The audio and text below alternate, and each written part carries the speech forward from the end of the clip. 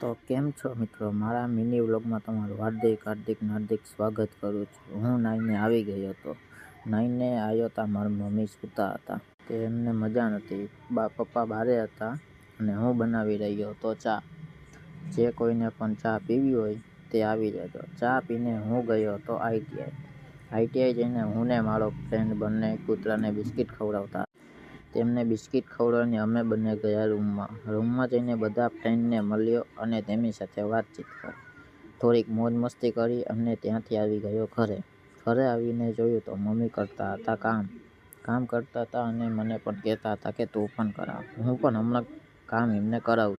અમે ગયા પતંગ લેવા। પતંગની દુકાને આવી ગયા હતા। અમે 3 જણા હતા, હું, ભૂરો અને મનીષ મારા માસીનો છોકરો છે। અમે તેની ગાડી લઈને હવે જઈએ છીએ અમે ઘર તરફ। ઘરે જઈને તમને મળું। ઘરે આવી ગયા હતા, હું, મનીષ, ભૂરો, લાલો અને પ્રશાંત। અમે પતંગ ચગાવતા હતા। कौन है ये लोग? कहां से आते हैं? અમે બધા પતંગ ચગાવતા હતા। અમારી પતંગ પણ મનીષ ચગાવતો હતો। તે પતંગ બહુ દૂર હતી, તેમ છતાં તે ચગાવતો। મારા બ્લોગને લાઈક કરજો, શેર કરજો અને સબસ્ક્રાઈબ કરજો। Bye bye.